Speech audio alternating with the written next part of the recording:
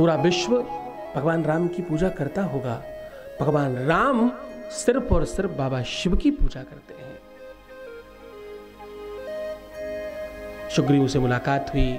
सुग्रीव ने सारा हाल बताया। पहले हनुमान जी भेजे गए, फिर अंगद जी भेजे गए। प्रभु की कृपा से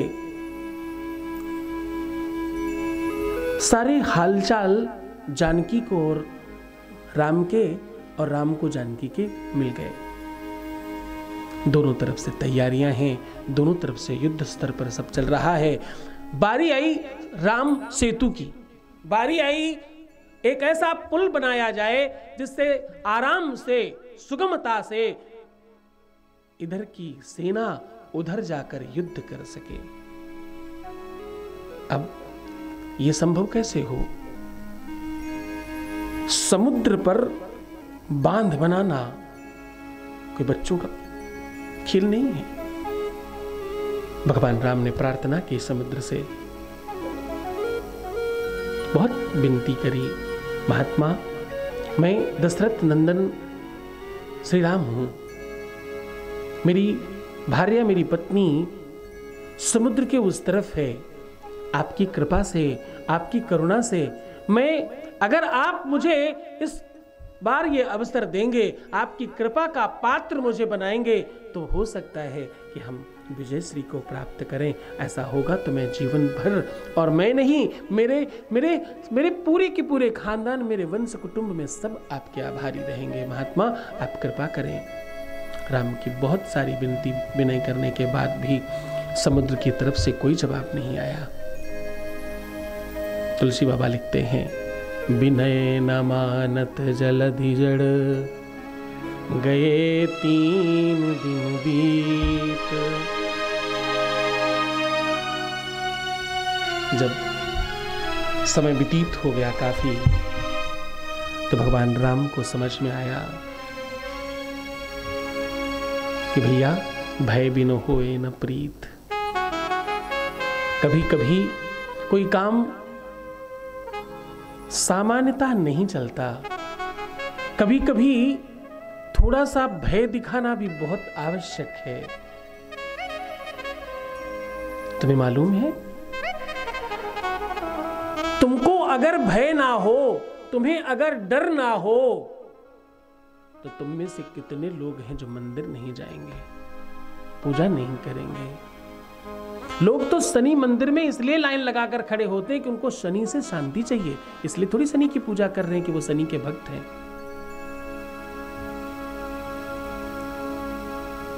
आज दुनिया में सबसे ज्यादा भीड़ तुमको वहां मिलेगी जहां पर समस्या समाधान केंद्र होगा।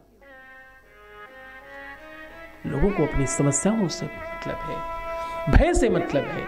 आप जब भयभीत होते हैं, परेशान होते हैं, दुखी होते हैं, तो भगवान भगवान भगवान भगवान चिल्लाते हैं, और सुखी हो जाते हैं तो सब खत्म हो जाता है।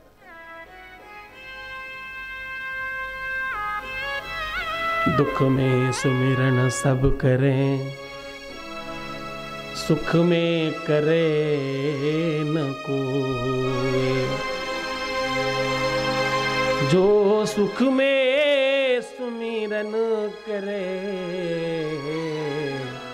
तो भैया दुख काहे को, फिर क्यों दुख होगा? लेकिन हम सुख में स्मरण करते ही नहीं है। एक महात्मा थे, वो बोले भाई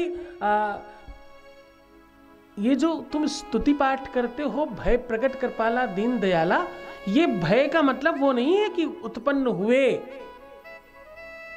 महात्मा ने कहा कि भगवान की उत्पत्ति भय से होती है, डर से होती है। लोग डरते हैं तो भगवान को याद करते हैं, लोग भयभीत होते हैं तो भगवान का स्मरण करते हैं, लोग डर जाते हैं जब तो भगवान के पास भागते हैं, बड़ा अपराध करते हैं। जब तक उनके हाथ में होगा, जब तक वो संभाल सकते होंगे, तब तक खुद जूझते रहेंगे, और जब लगेगा कुछ भी नहीं हो सकता तो भगवान की तरफ भागते हैं। इसलिए वहां लिखा गया, भयो प्रगट कृपाला दीन दयाला, कौशल्या हितकारी भय दीन दयाला कौशल्या हितकारी। भय प्रकट कृपाला। कौन प्रकट हुआ? कृपाल पैदा हुआ। क्यों? दीन दयाला। दीनों का जो दयाल है, जो दुखियों का दुख हरण करने वाला है, वो प्रकट हुआ। जन्म नहीं लिया। तो महात्मा कहते हमेशा कि लोग भय की वजह से पूजा करते हैं, भय की वजह से भगवान की उत्पत्ति हुई। और कभी कभी तो वो कहते हैं कि भगवान पता नहीं लोगों के भय में ही व्याप्त है या हृदय प्रदेश में भी है। जो कथा सत्संग सुनते हैं उनके हृदय प्रदेश में भगवान होता है, भय में नहीं होता भगवान। जो कथा सुनते हैं, शिव महापुराण सुनते हैं, शिव भक्त हैं, उनके भय में भगवान नहीं है, उनके प्रेम में भगवान है, उनके हृदय में भगवान है, उनके मस्तिष्क में भगवान है और उनके जीवन में भगवान है।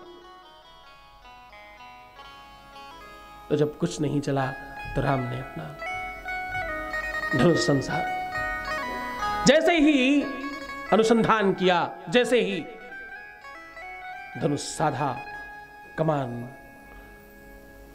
जैसे ही खींचा गया, तीर समुद्र की तरफ था, वो त्राहिमाम करके सामने आया।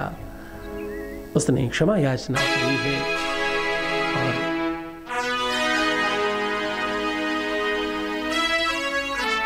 भगवान राम के आगे निवेदन किया कि आपकी कृपा से तो क्या ही नहीं हो सकता। आप कहें तो मैं अभी सूख जाऊंगा, लेकिन आप मर्यादा पुरुषोत्तम हैं, आपकी मर्यादा, आप तो श्रेष्ठ हैं, आप तो आत्माओं में रमण करने वाले भगवान ब्रह्म हैं, ईश्वर हैं आप तो।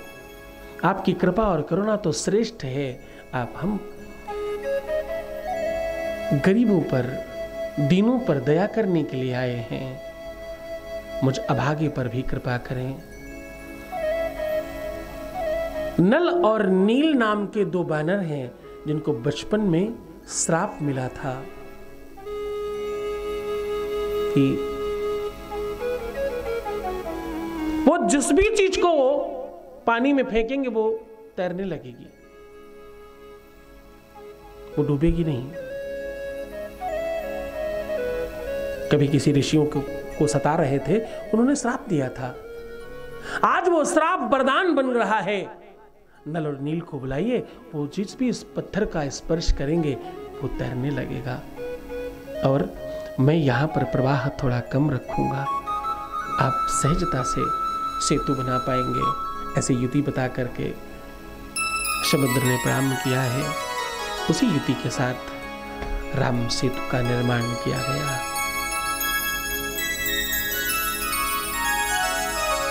कोई संत है, वो कहते थे कि जब राम सेतु का निर्माण हो रहा था तो हर पत्थर पर हनुमान जी राम लिख रहे थे। हर पत्थर पर राम लिखते और नल नील स्पर्श करते, आगे जाकर के उन्हें डाल दिया जाता। तो भगवान राम दूर बैठकर देखते रहे। वो संत कहते कि भगवान राम ने धीरे से स्वयं भी एक पत्थर पर राम लिखा और डाल दिया, वो डूब गया। तो हनुमान से पूछा कि तुम जब लिखते हो तो ये पत्थर तैरता है और मैं जब उसी चीज को कर रहा हूं तो वो डूब क्यों जा रहा है? मेरा नाम से वो तैर रहा है, मैं स्वयं पकड़ कर डाल रहा हूं तो डूब क्यों जाता है? हनुमान ने कहा, प्रभु, जो आपके नाम का आसरा लेगा वो भवसागर पार हो जाएगा, वो नहीं डूबेगा। और जिसे आपने छोड़ दिया उसे तो डूब ही जाना है प्रभु। वो संत भगवान राम के बड़े भक्त थे। तो इस प्रकार की छोटी छोटी कथाएं हम लोगों को बचपन में सुनाया करते। राम सेतु का निर्माण हुआ, ये खबर लंकेश को पता लगी। नाना प्रकार से युद्ध स्टार्ट हुआ।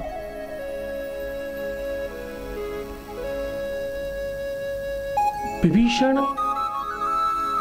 इस कथा का सबसे महत्वपूर्ण पात्र है।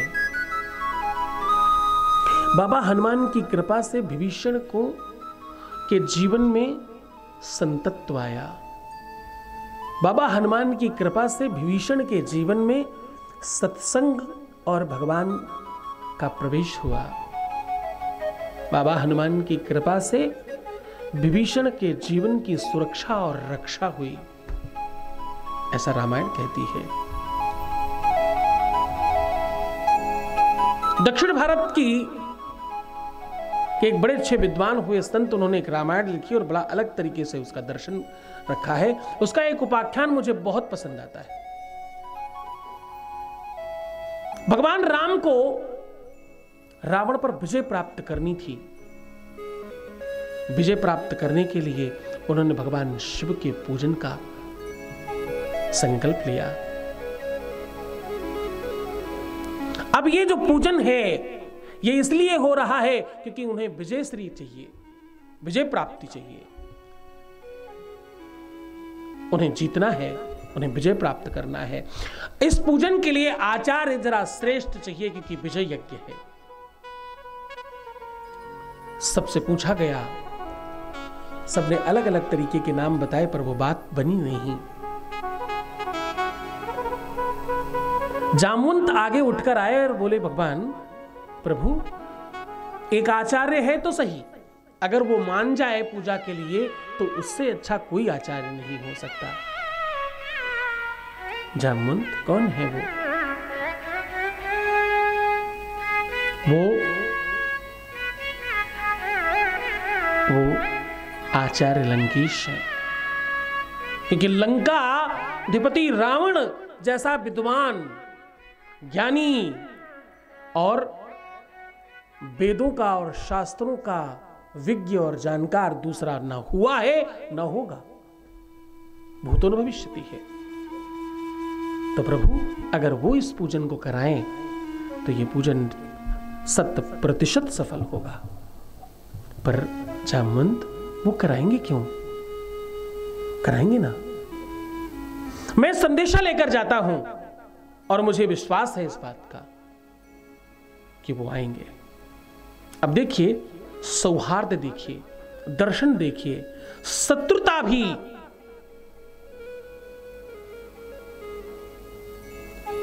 आंखों में नूरानी नहीं, पानी चाहिए।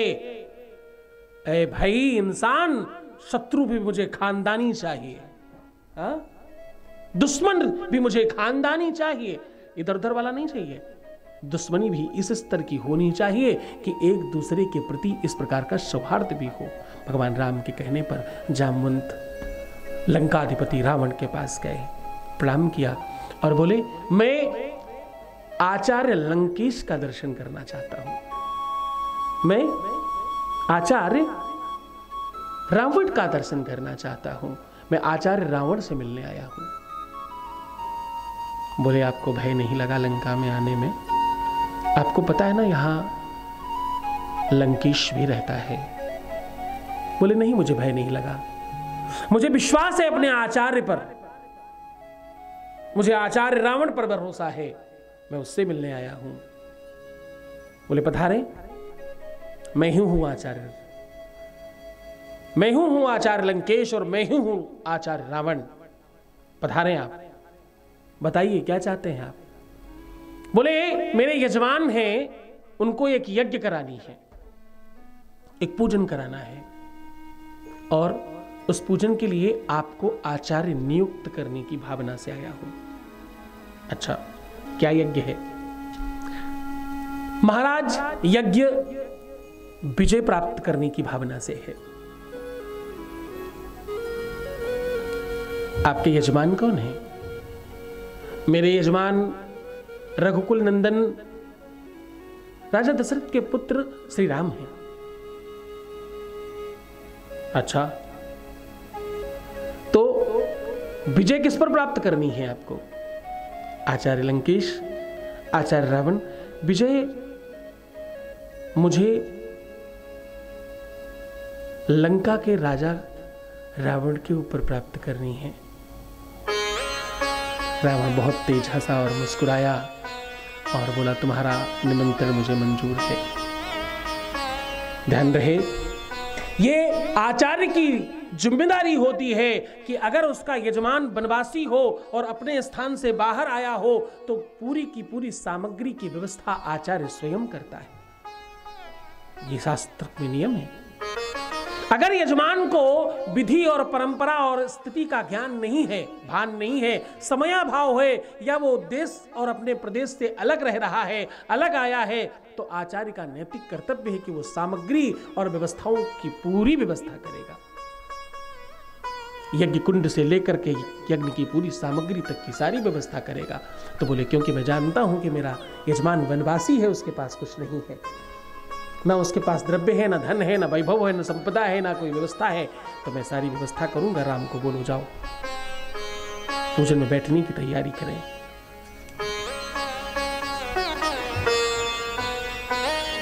और उन विद्वान ने एक सबसे अच्छी बात लिखी जो बड़ा मार्मिक है। कहते हैं कि जब वो पूजन कराने गया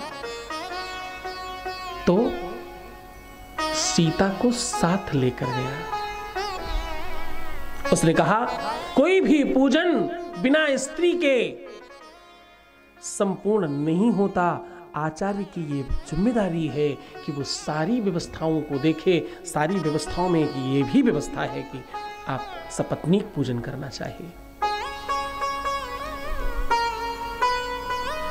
अब नीतियां देखना, नीति युद्ध नीतियों पर होता था। युद्ध आत्मा के उच्च स्तर पर बैठकर होता था। वो पूजन के लिए लाया, उसने पूजन कराया और पूजन के बाद ससम्मान सीता फिर से उसके रथ पर बैठ गई और वापस लंका गई। ना तो राम ने कहा कि अब तुम नहीं ले जा सकते, और ना तो सीता ने ये कहा कि अब मुझे नहीं जाना है, नाथ मुझे बचा लो, यहीं रोक लो। दोनों ने नहीं कहा, क्योंकि ये दर्शन रावण को श्रेष्ठ बनाता है। भूल मत जाना रावण शिव भक्त है।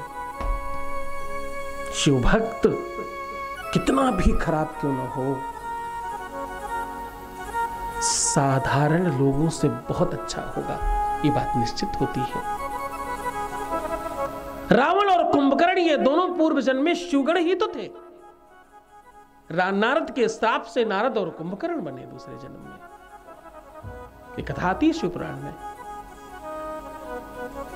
ये तो लीला हो रही है। रावण शिव भक्त है, सब जानता है, उसे पूरे की पूरे कुल को और खानदान को श्रेष्ठ करना है, इसलिए वो ये सब कर रहा है।